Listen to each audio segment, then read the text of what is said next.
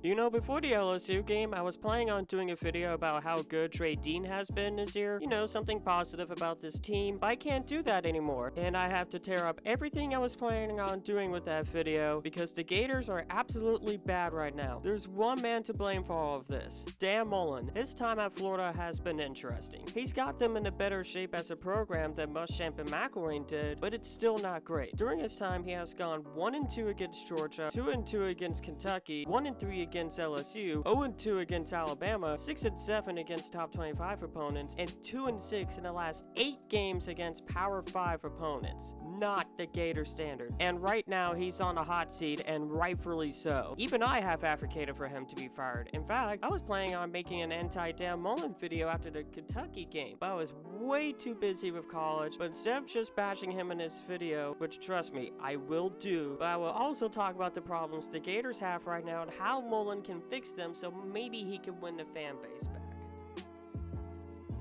I'm going to start things off by talking about the quarterback controversy. Dan Mullen has completely mismanaged this whole quarterback situation between Emory Jones and Anthony Richardson. And this isn't the first time he's done this as a head coach. Back at Mississippi State, there was a quarterback controversy between Tyler Russell and Dak Prescott. The Dak Prescott that broke multiple school records and is currently the Dallas Cowboys starting quarterback. Like, look at this headline. Doesn't this sound awfully familiar to a quarterback situation going on right now? He also didn't start Kyle Trask over Felipe Franks until Felipe Franks suffered a season-ending injury. He has a huge problem with not starting the best quarterback on his team, and it's super frustrating. He also keeps on trying to make a 2-quarterback system with 2 dual-threat quarterbacks work. And it just isn't working. Like, has thrown off the rhythm of this offense many times. Worst part is, he's not even using the best quarterback on his team the most, which is Anthony Richardson. Anthony Richardson should have started from the beginning of the season. Yes, Emory has done some good things and hasn't had the best play calls for him, but it's clear that Anthony Richardson is better, and he should be the starter for the rest of the year. He showed that in the LSU game. Yes, he threw the game-ending pick, but I don't think Emory even gets them back in that game. And yes, Anthony Richardson isn't perfect, and he's gonna have his ups and downs, but he's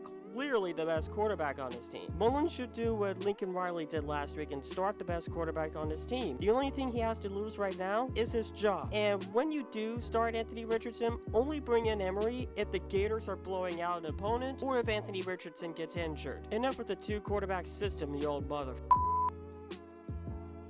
Dan Mullen does have some good assistant coaches on his staff, like wide receivers coach Billy Gonzalez, tight ends coach Tim Brewster, and defensive line coach David Turner. But there are some coaches on his team that has been bad in recruiting and developing players. It's time Mullen gets rid of these coaches. The first assistant coach I want to talk about is offensive line coach John Hevesy. He's not a good recruiter, and he hasn't done a good job coaching the O-line since he got here. They did have a great start to the season, but ever since that Kentucky game, they have fell apart, and it's just sad to see. Next coach I want to talk about is Christian Robinson. I really wish he went to Michigan like he was originally supposed to in the offseason. He does get 4-star linebackers, but he doesn't know how to coach them. It's unreal. I think the last good linebacker this team had was Sean Joseph. I miss him a lot, man. Now, the next guy, I don't necessarily want him fired. It's more of I want him to coach one position, and that's running backs and special teams coach Greg Knox. Despite not being a great recruiter, he's done a good job coaching running backs, but not special teams. Man, the special teams is so bad to watch. Just let Knox coach running backs and let someone else coach special teams. I saved the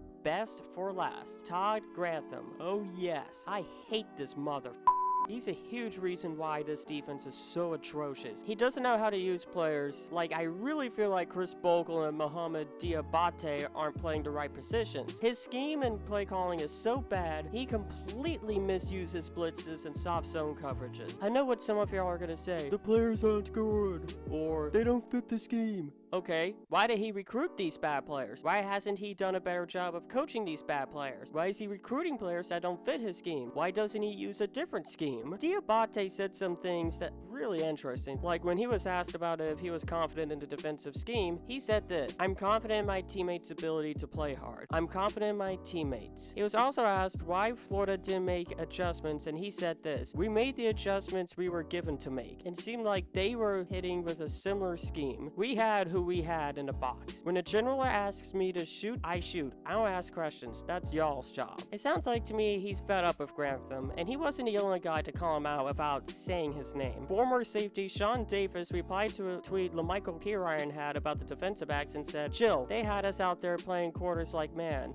Talk way different in the league." Yeah, so you've got current and former Florida players sneak dissing Todd Grantham, and it's starting to become obvious he's the problem, and he needs to go. Yet despite all of this, I just know Mullen is still keeping him around after this season. He's way too loyal to him, and if it continues to be that way, it will 100% cost him his job. Jim McElwain was way too loyal to Doug Nussmeier, and it eventually got him fired, and he's currently coaching at Central Michigan. Don't end up like McElwain, and do what needs to be done.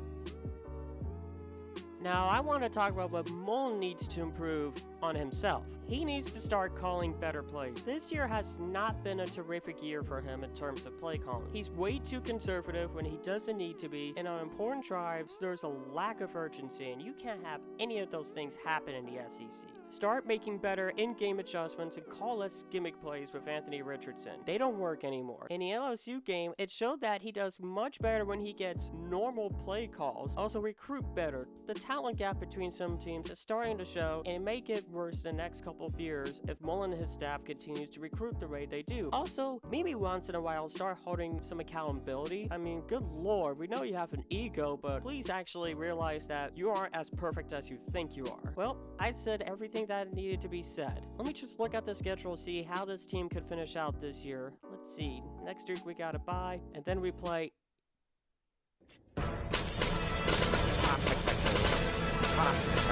Are you kidding me? I have to watch this team play the Georgia Bulldogs? Mother bullshit.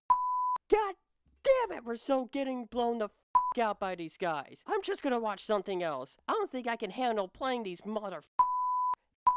Well, at least I have the rate. Oh wait, they got eliminated in the ALDS. Well, at least I have the Saint. They might not even make it to the playoffs. At least I have the Magic.